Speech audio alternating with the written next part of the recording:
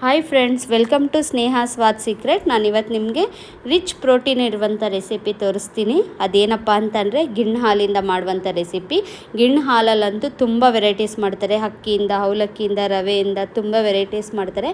But ಆದರೆ ನಾನು ಇವತ್ತು ನಿಮಗೆ ಅಕ್ಕಿಯಿಂದ ಹೇಗೆ ಗಿಣ್ಣು ಅನ್ನ ಮಾಡೋದು ಅಂತ ತೋರಿಸ್ಕೊಡ್ತೀನಿ ಫ್ರೆಂಡ್ಸ್.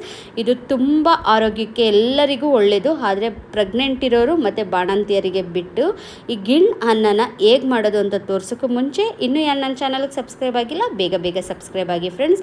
ಇವಾಗ ಹೇಗೆ ಮಾಡೋದಂತ ಸ್ಟಾರ್ಟ್ ಮಾಡೋಣ. ನಾನಿಲ್ಲಿ ಗಿಣ್ಣಾಲು ತಗೊಂಡಿದ್ದೀನಿ.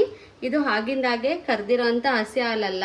ಈ ಗಿಣ್ಣು ಹಾಲನ್ನ ನಾವು ಒಂದಿನ ಎಲ್ಲ ಓವರ್ ನೈಟು ಹೊರಗಡೆನೆ ಒಂದಷ್ಟು ಬೆಲ್ಲ ಹಾಕಿ ಇಟ್ಟರೆ ಈ ಥರ ನೋಡಿ ಎಲ್ಲ ಮೊಸರು ಥರ ಆಗುತ್ತೆ. ಈ ಥರ ಮೊಸರು ಥರ ಆದಾಗ ನಾವು ಗಿಣ್ಣನ್ನ ಮಾಡಿದ್ರೆ ತುಂಬ ಟೇಸ್ಟಾಗಿರುತ್ತೆ, ಚೆನ್ನಾಗಿರುತ್ತೆ. ಹಾಗೆಯೇ ಇದಕ್ಕೆ ನೀರು ಹಾಕಕ್ಕೆ ಹೋಗಬೇಡಿ, ಗಟ್ಟಿಯಾಗೆ ತಗೊಳ್ಳಿ, ಆವಾಗ ನಿಮಗೆ ಟೇಸ್ಟ್ ಚೆನ್ನಾಗಿರುತ್ತೆ. ಇದಕ್ಕೆ ನೀರು ಮಿಕ್ಸ್ ಮಾಡಿದ್ರೆ ಟೇಸ್ಟ್ ಆಗಿರಲ್ಲ. ನಾನಿಲ್ಲಿ ಈ ಬೌಲಲ್ಲಿ 4 ಬೌಲಷ್ಟು ಹಾಲು ತಗೊಂಡಿದ್ದೀನಿ. ಹಾಗೆಯೇ ಈ ಬೌಲಲ್ಲೇ 1 ಬೌಲಷ್ಟು ಅಕ್ಕಿ, ಹಾಗೆಯೇ 1.5 ಬೌಲಷ್ಟು ಬೆಲ್ಲ ತಗೊಂಡಿದ್ದೀನಿ. 1 ಬೌಲಷ್ಟು ಅಕ್ಕಿ ಯಾವ ಪ್ರಮಾಣದಲ್ಲಿ ತಗೊಂಡಿರ್ತೀರ ಅದೇ ಅಳತೆಯಲ್ಲಿ ನೀವು ತೆಂಗಿನಕಾಯಿ ತುರಿ ತಗೋಬೇಕು. ಹಾಗೆಯೇ ಇದು ಆಪ್ಷನಲ್, ತೆಂಗಿನಕಾಯಿನ ಸಣ್ಣದಾಗಿ ಕಟ್ ಮಾಡಿ ಇಟ್ಕೊಂಡಿದ್ದೀನಿ. ತಿನ್ನುವಾಗ ಬಾಯಿಗೆ ಸಿಕ್ಕಿದ್ರೆ ತುಂಬ ಮಜವಾಗಿರುತ್ತೆ, ಅದಕ್ಕೆ ನಾನು ಈ ಥರ ಕಟ್ ಮಾಡಿ ಇಟ್ಕೊಂಡಿದ್ದೀನಿ. ಸ್ವಲ್ಪ ಏಲಕ್ಕಿ ಕಾಯಿ ಪೌಡರ್, ಹಾಗೆಯೇ ಒಂದು ಸ್ವಲ್ಪ ಅರಿಶಿನ ಪೌಡರ್. ಇವಾಗ ಹೇಗೆ ಮಾಡೋದಂತ ಸ್ಟಾರ್ಟ್ ಮಾಡೋಣ. ನಾನಿಲ್ಲಿ ಒಂದು ಬಾಣಲಿ ಇಟ್ಕೊಂಡಿದ್ದೀನಿ. ದಪ್ಪ ಇರೋ ತಳದ್ದು ಬಾಣಲಿ ಇಟ್ಕೊಳ್ಳಿ, ಇಲ್ಲಾಂದರೆ ಎಲ್ಲ ಕಪ್ಪಾಗಿ ಸೀದೋಗ್ಬಿಡುತ್ತೆ. ಇವಾಗ ನಾನು ಈ ಹಾಲು ಹಾಕ್ತಾ ಇದ್ದೀನಿ.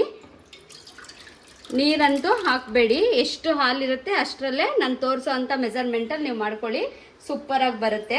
ಇವಾಗ ಇದು ಚೆನ್ನಾಗಿ ಕಾಯಲಿ.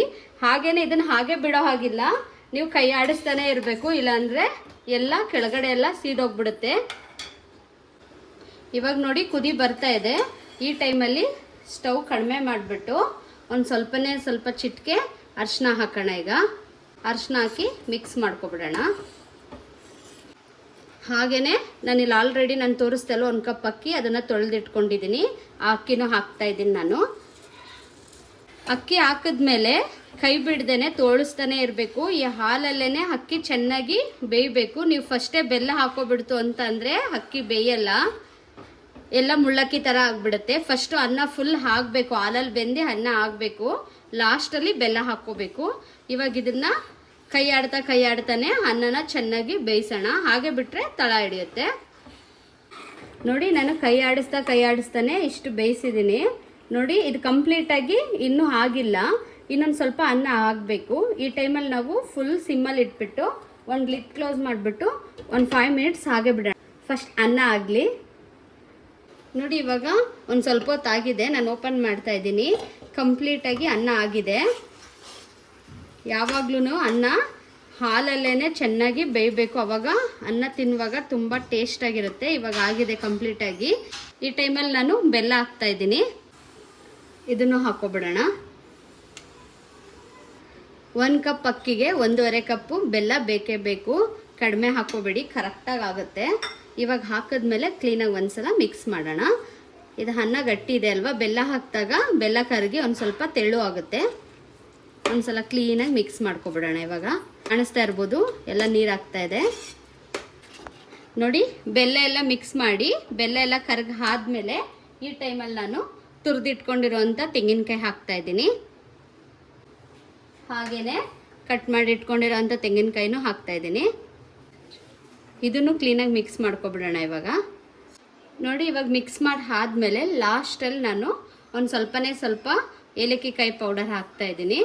ಹಾಕ್ಬಿಟ್ಟು ಒಂದು ಕಡೆಯಿಂದ ಕ್ಲೀನಾಗಿ ಮಿಕ್ಸ್ ಮಾಡಿ ಒಂದು ಲಿಡ್ ಕ್ಲೋಸ್ ಮಾಡಿಬಿಟ್ಟು ಒಂದು 5 ಮಿನಿಟ್ಸ್ ಫುಲ್ ಸಿಮ್ಮಲ್ಲಿ ಇಡಬೇಕು, ಆವಾಗ ಕಂಪ್ಲೀಟಾಗಿ ರೆಡಿ ಆಗುತ್ತೆ. ನಾನು ಇವಾಗ ಲಿಡ್ ಕ್ಲೋಸ್ ಮಾಡಿಬಿಟ್ಟು ಒಂದು 5 ಮಿನಿಟ್ಸ್ ಮುಚ್ಚಿಡ್ತೀನಿ. ಇವಾಗ 5 ನಿಮಿಷ ಆಗಿದೆ ನೋಡಿ, ಪರ್ಫೆಕ್ಟಾಗಿ ಆಗಿದೆ. ನಾನು ಸ್ಟವ್ ಆಫ್ ಮಾಡಿಬಿಡ್ತೀನಿ. ಇವಾಗ ನೋಡಿ ಎಷ್ಟು ಸಖತ್ತಾಗಿದೆ ಅಲ್ವಾ, ಸ್ಮೆಲ್ ಮಾತ್ರ ಸೂಪರಾಗಿದೆ. ಇವಾಗ ನಾನು ಇದನ್ನು ಸರ್ವ್ ಮಾಡ್ತೀನಿ ಫ್ರೆಂಡ್ಸ್. ನೋಡಿ, ನಾನು ಸರ್ವ್ ಮಾಡ್ತಾ ಇದ್ದೀನಿ. ಇವಾಗ ನಿಮಗೆ ನೋಡೋದಕ್ಕೆ ತೆಳು ಅಂತ ಅನಿಸ್ಬೋದು. ಇದು ಯಾವುದೇ ಸ್ವೀಟ್ ಆದರೂ ಆರಿದ್ರೆ ಸ್ವಲ್ಪ ಗಟ್ಟಿ ಆಗುತ್ತಲ್ವ, ಆರಿದ್ರೆ ಗಟ್ಟಿ ಆಗುತ್ತೆ. ಹಾಗೆಯೇ ಇದು ಬಿಸಿ ಬಿಸಿಲು ತಿನ್ನೋದಕ್ಕಿಂತ ಆರಿದ್ಮೇಲೆ ತಿಂದರೆ ಇನ್ನೂ ಬೇರೆ ಟೇಸ್ಟ್, ತುಂಬ ಸೂಪರಾಗಿರುತ್ತೆ ಫ್ರೆಂಡ್ಸ್. ಈ ರಿಚ್ ಪ್ರೋಟೀನ್ ಇರುವಂಥ ಗಿಣ್ ಅನ್ನ ನಿಮ್ಗೆ ಇಷ್ಟ ಆಗಿದ್ರೆ ನೀವು ಒಂದ್ಸಲ ಮನೇಲಿ ಟ್ರೈ ಮಾಡಿ, ಹೇಗಿತ್ತಂತ ನನಗೆ ಕಮೆಂಟ್ ಮಾಡಿ ಫ್ರೆಂಡ್ಸ್. ಹಾಗೆಯೇ ನಿಮ್ಮ ಫ್ರೆಂಡ್ಸ್ಗೆಲ್ಲ ಶೇರ್ ಮಾಡಿ.